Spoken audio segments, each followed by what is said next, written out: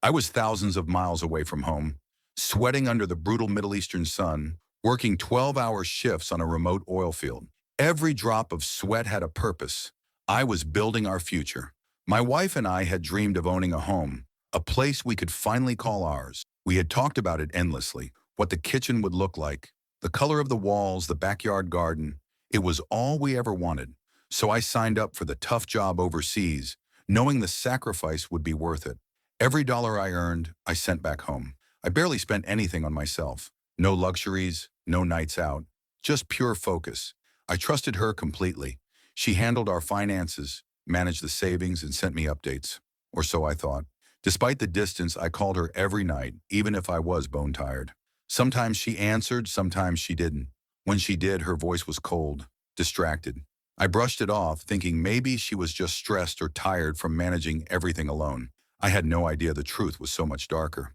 While I was working in the desert heat, she was busy draining our savings. Our joint account, the one we opened together to build our dream, was quietly being emptied, bit by bit. She never mentioned it. Not once. And I was too trusting, too focused on my end of the bargain to notice. It wasn't until one day I went to wire some money and saw the balance. It was nearly zero. My heart stopped. I thought it was a mistake. I refreshed the app.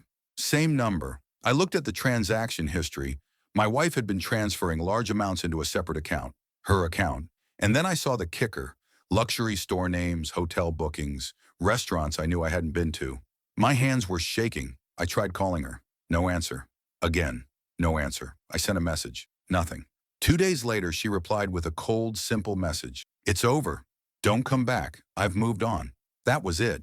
No explanation, no apology, just a slap in the face after years of sacrifice. I was crushed, but I wasn't stupid. I may have been heartbroken, but I still had my wits. And I had something she didn't expect: evidence.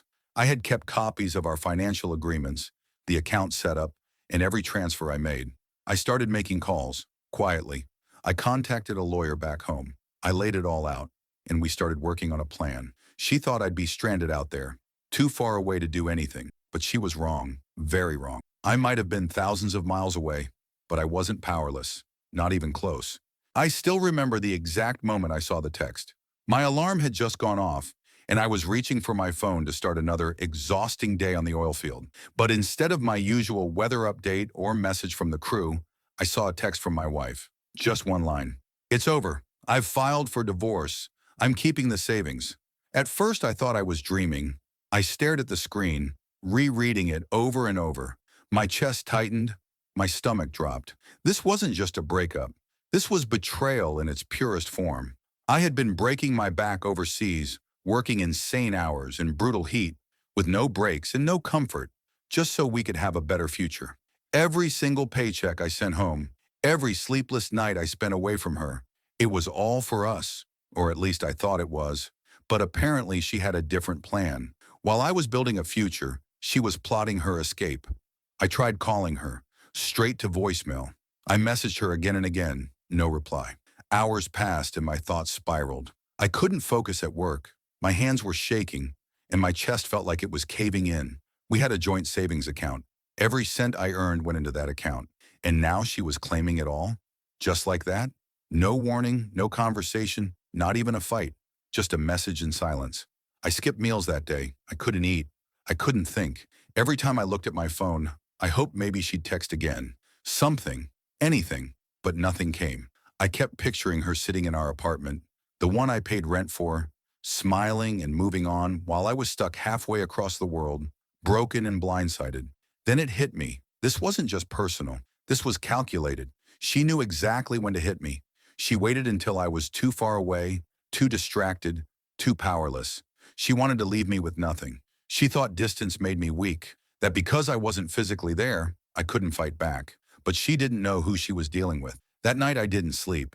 I stayed up looking through our bank transactions, legal documents, every email we ever exchanged about money.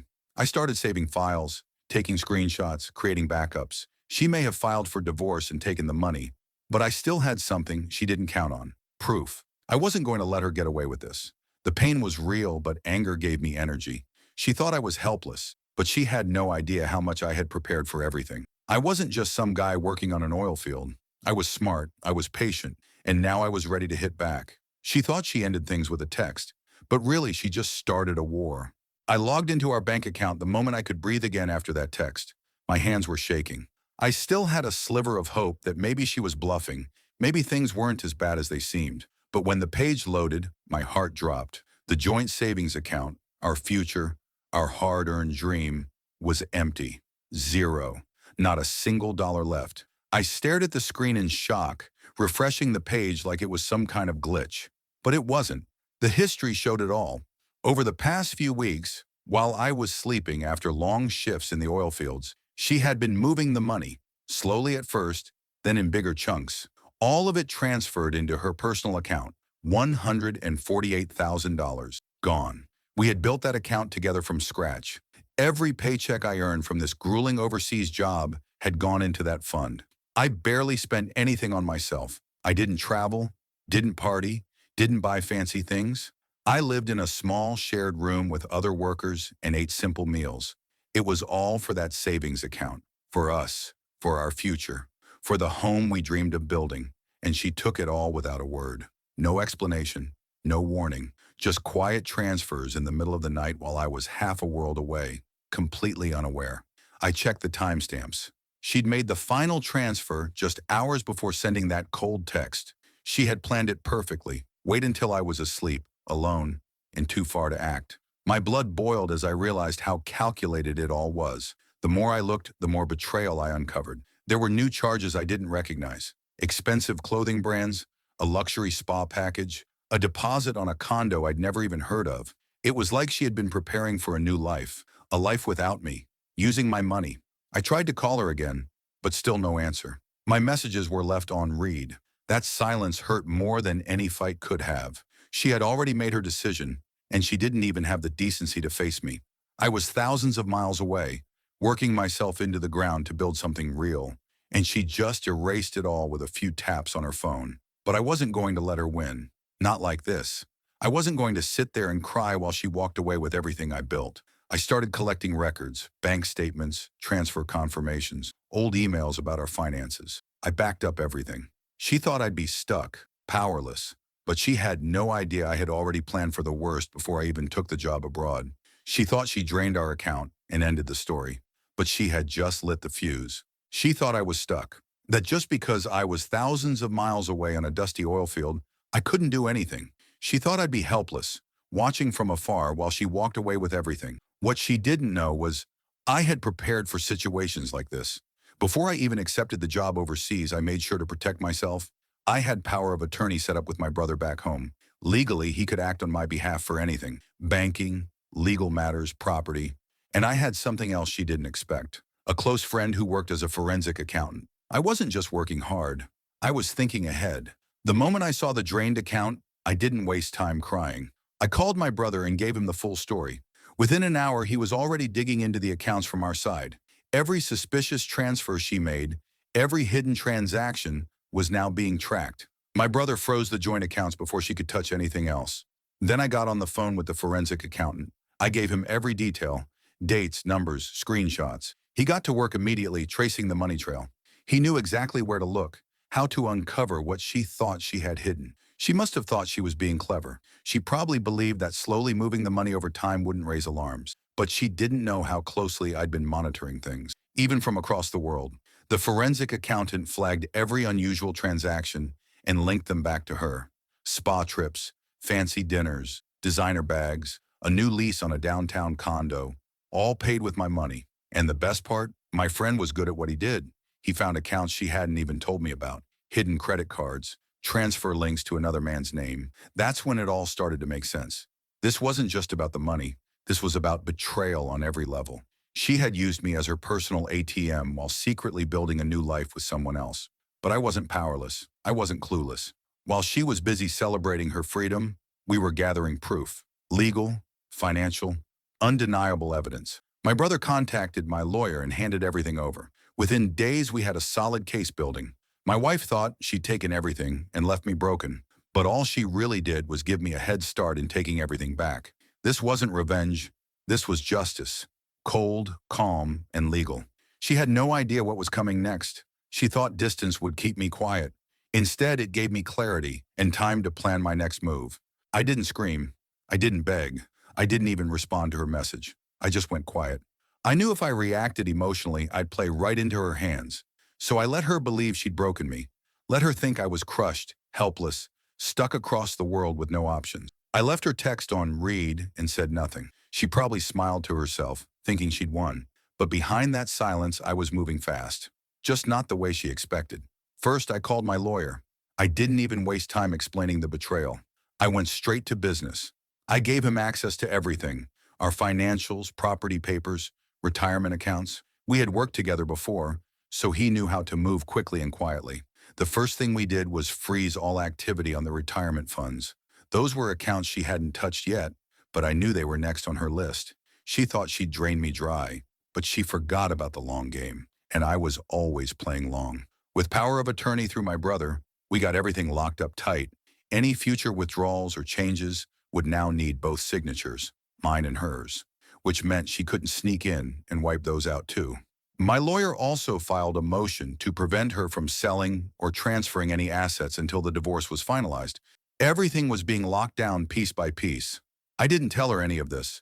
I kept quiet and let her keep thinking I was broken. I wanted her to feel safe in her choices. People are careless when they think they've won. She kept spending. More charges popped up. Hotel stays, online orders, even flights. My forensic accountant was logging it all. Every dollar she touched after that point was helping my case. Every transaction was a nail in her own legal coffin. Meanwhile, I built my strategy, not just to get my money back, but to protect my name, my credit, my future. I wasn't just going after what she stole. I was going after the truth, and I was doing it the smart way. No drama, no threats, just facts. Cold, legal, undeniable facts. I started preparing statements, collecting emails, texts, bank records, anything that showed our financial agreements and her clear betrayal. While she was out there living it up, thinking I was out of sight and out of the picture, I was putting together a case so tight even her lawyer would struggle to poke holes in it. This wasn't about revenge anymore. This was about control. She thought she took everything from me, but she forgot who she married. I wasn't some clueless fool. I was a planner, and now I was planning her biggest surprise yet. While she was busy draining our joint account and spending like the world owed her something, she didn't realize I had one last card she couldn't touch. Before I left for the Middle East, I quietly opened an offshore savings account, completely in my name. No links to her, no paper trail she could follow. It was supposed to be for emergencies, just in case something went wrong while I was working abroad. At the time, it felt like being overly cautious, but now, it felt like the smartest thing I'd ever done. I didn't tell anyone about this account, not even my brother. It wasn't about secrecy, it was about safety. It was where I quietly moved a portion of every paycheck, just a little at a time. Nothing big enough to raise questions, but enough to build a safety net. Over the 2 years I'd been working away from home, it had grown to over $60,000, taxed, legal, clean, and untouchable by her. While she was splurging on hotel rooms, dinners, and plane tickets with the $148,000 she stole, I wasn't broke. I wasn't even struggling. I was watching from a distance, fueled by the knowledge that she hadn't ruined me. In fact, I had the money to fund my legal fight, and then some. That hidden account gave me the power to move without hesitation. I didn't have to beg the bank to unlock frozen assets. I didn't have to wait for court dates to get access to funds. I already had what I needed. And the best part? She had no idea. She still believed she had taken everything. Still believed I was flat broke on the other side of the world, probably sleeping in a work camp with nothing but regret. I let her think that. Let her enjoy the illusion. Meanwhile, I was talking to my lawyer daily, funding investigations, paying for every move we needed to make. That account didn't just keep me afloat. It kept me 10 steps ahead. She might have taken the house savings, but she couldn't touch my backup plan. That account reminded me that I still had control, that I still had choices. She thought she left me with nothing. What she didn't know was I'd already prepared for the worst, and this wasn't even close. Every time I saw another luxury purchase pop up on our account history, I didn't panic. I smiled, because I knew every dollar she burned came with consequences, and every step I took was paid for by money she could never touch. This wasn't just about surviving betrayal. It was about silently stacking the odds in my favor, while she kept digging herself deeper into a hole she didn't even know existed. While I stayed quiet and strategic overseas, She jumped headfirst into her so-called new life. The moment she drained our savings and filed for divorce, she moved in with a guy she'd apparently been seeing behind my back, a bartender from some local dive. She must have thought she was upgrading to excitement and freedom, but reality hit her faster than she expected. The fairy tale didn't last long. Within a few weeks, I started hearing things through mutual friends. Turns out the bartender wasn't the loyal partner she thought he was. He was seeing other women on the side, even while living with her. She caught him one night, drunk and flirty with someone else right in front of her. That was their first big fight. Then came the second, and the third. It didn't take long before she was no longer posting happy photos or relationship quotes online. The silence on her end was loud and satisfying, but the trouble didn't stop at Heartbreak. The apartment she rushed to lease, without thinking long-term, started causing more problems. She'd used the joint account to pay for the deposit and a few months' rent, thinking her money worries were over. But with no job and no plan, those months flew by. When the bartender stopped pitching in and her spending didn't slow down, the unpaid bills started stacking up. By the third month, the landlord had had enough. An eviction notice was taped to the door. And just like that, her new life began to collapse piece by piece. I wasn't watching with bitterness. I was watching with clarity. She had made her choice, walked away from everything we built, thinking the grass was greener. She traded stability and loyalty for cheap thrills and chaos. And now she was paying for it. While she was scrambling to find a place to stay and figure out her next move, I was calmly building my legal case and protecting what was mine. She tried to reach out once. Just a short message, acting like everything was fine, casually asking how I was doing. I didn't reply. I didn't need to. Her silence afterwards said everything. She was drowning, and she knew I wasn't coming to save her. Her perfect escape plan turned into a nightmare she couldn't fix with sweet talk or excuses. The guy she threw everything away for didn't care about her. The money she stole couldn't keep her afloat. And the security she gave up? She realized too late it wasn't so easy to replace. Every choice has consequences, and she was finally starting to feel hers. She thought she'd start over, live large, be free, but all she did was burn every bridge she had, while I stood calmly on the other side, watching her world fall apart. I planned the second birthday celebration like it was the real thing. Decorations, drinks, cake, and all the usual guests. Everyone was invited again, just like the first time. But this time, I was in full control. I played along with the cheerful husband act, laughing, hugging, pretending like everything was fine. My wife smiled like nothing had ever happened. Jason shook my hand like we were still best friends. It was almost laughable. They thought they had more time. They thought they still had the upper hand. They didn't know this party was actually their reckoning. As everyone gathered in the living room, drinks in hand, I stood up and said I wanted to make a toast. The room quieted. My wife's smile widened, thinking I was about to say something sweet. I looked straight at her and said, I want to thank you all for being here, especially the two people who tried to kill me. That made everyone freeze. You could hear the silence settle heavy in the room. My wife's face dropped. Jason stared like a deer in headlights. I pulled out my phone and connected it to the TV. One click, and the first video started to play. Jason sneaking into the kitchen and spiking my drink. The crowd gasped. My wife stood there, stunned. I let it play. Then another clip, her whispering into her phone, talking about the weekend, about how I won't be a problem much longer. Some people covered their mouths. Others just stared at her, confused and horrified. She tried to interrupt, but I raised my voice. Don't even try, I said. It's all been recorded. Every lie, every text, every camera angle. You played your part too well, but I played mine better. I opened my folder and tossed copies of the forged insurance documents onto the coffee table. Then came the fake will, which she had clearly read and reacted to days before. You thought you'd collect everything, I said, looking directly at her. You and Jason, happily ever after, funded by my death. Not today. The room was dead silent, except for the sound of people backing away from her. Jason tried to speak, but I shut him down. Save it for the police. They're already on their way. And don't worry, I made sure the cloud backups went to my lawyer too. I looked around the room and said, this wasn't a party. This was a trap. And you both walked right into it. Right then, the doorbell rang. It was the officers. I had timed everything perfectly. As they walked in, I handed over the files, the USB with the videos, and copies of the insurance policy. My wife tried to play innocent, but it was too late. Jason didn't even speak. He just hung his head. As they were led away, I turned back to the crowd and simply said, "Now that's a real birthday surprise." When the final court hearing wrapped up, she looked like she couldn't believe what had just happened. The judge had gone through every piece of evidence, every lie she told and every dollar she stole, and the decision was crystal clear. I was awarded everything, not just what was rightfully mine, but everything she thought she'd get to keep.